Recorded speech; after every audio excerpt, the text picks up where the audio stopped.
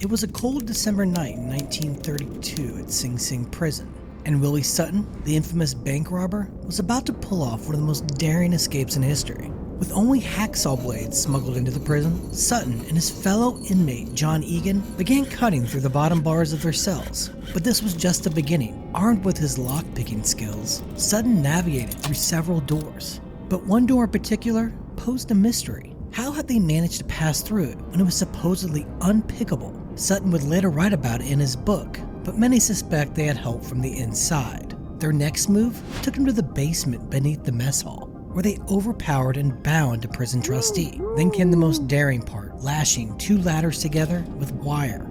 The pair scaled the west wall of the prison, slipping through a point left unguarded in the late night hours.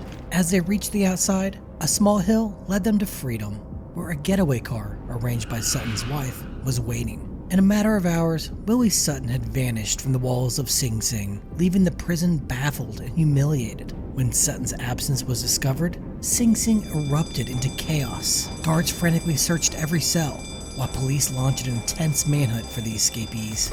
The audacity of Sutton's escape sent shockwaves through the prison. Sutton would later be caught, but this wouldn't be his last escape. Welcome back to Chasing Crime.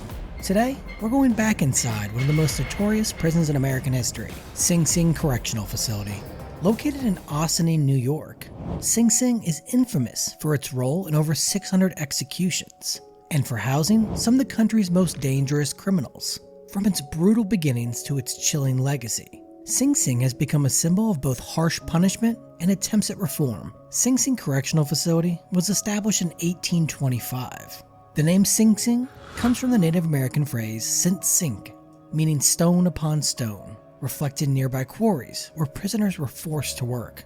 The original facility was built on the banks of the Hudson River, just 30 miles north of New York City. Because of its proximity to New York City, Sing Sing became infamous for the phrase "sent up the river." This term, commonly used to describe criminals being sent to prison, originated from the fact that inmates were transported up the Hudson River, from the city to Sing Sing.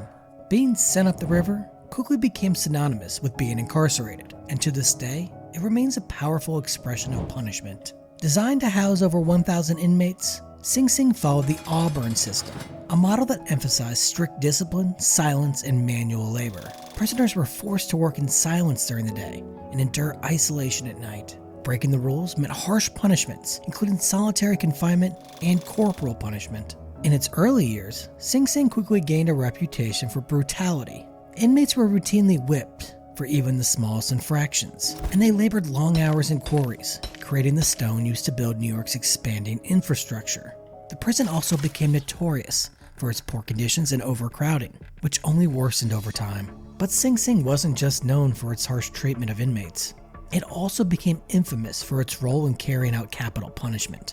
The prison's electric chair, known as Old Sparky, became one of the most well-known execution methods in the US. From 1891 until 1963, Sing Sing carried out 614 executions, making it one of the most active death row facilities in the country. One of the most notorious executions at Sing Sing was that of Albert Fish, also known as the Brooklyn Vampire. Fish was a sadistic serial killer, rapist, and cannibal who preyed on children in the 1920s. His crimes shocked the nation.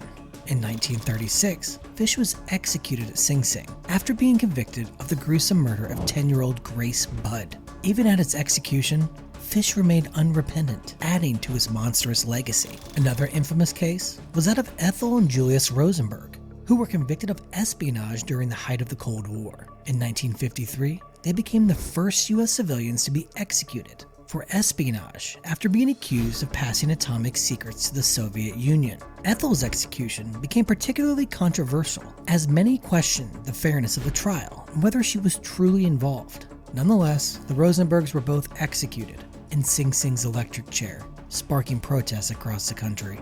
But the chilling tales of Sing Sing don't stop at executions. Prison was also the site of violent riots and daring escapes, like the one you heard about at the start of the episode. By the early 1980s, New York's prison system was on the verge of collapse. In just 10 years, the inmate population had skyrocketed from 12,444 to nearly 28,000. The overcrowded facilities couldn't keep up with the 400 new inmates arriving each week, and corrections officials were left scrambling to find beds in crumbling buildings that were never designed to hold such numbers. The state was stuck between tough on crime policies, driven by the war on drugs, and harsh sentencing laws, and a budget that couldn't handle the strain. Basic needs like warm clothing and therapy programs became luxuries, while the system spiraled into chaos. The tension was palpable, and the echoes of past uprisings hung over every prison in New York. The 1971 Attica riot, where 39 people died, served as a constant reminder of what could happen when frustrations reach a boiling point. Despite promises of reform after Attica, overcrowding and deteriorating conditions continued to plague the prison system. By 1983, Sing Sing Correctional Facility hit its breaking point. Frustrated by ignored grievances and inhumane conditions, inmates in B Block staged a revolt, holding 19 employees hostage for 3 days. Their chants of Attica echoed through the prison, a haunting reminder of the previous decade's violence. They hung a banner that read, "We don't want another Attica," making it clear they were willing to fight for their rights but hoped to avoid bloodshed. We've been here now since Saturday evening, and now it's Monday night. This thing should have been resolved some time ago. We're willing to negotiate. We are willing to negotiate peacefully. But the administration doesn't want to do it that way. Or it seems to be that way. They say they don't want another Attica, but that's what they're driving at. Later, a correction officer would plead to end the chaos. My name is Officer Mendez. My item number is 11334. A badge number 10826. Mr. Popo, listen to me. We're all human. We're all human. They don't want to hurt us. They've been keeping us alive in here. You gotta help us. The administration is not doing what's right. I'm talking to you, and I'm being honest. I know my job is on the line, and I'm an inmate. I trust them. They're taking care of me. They fed me. In a stark contrast to Attica, the Sing Sing revolt ended without violence. State officials, wary of repeating the mistakes of the past, negotiated a peaceful resolution. However, the riot had far-reaching consequences. It forced the state to confront its prison crisis, leading to a massive expansion of prison capacity.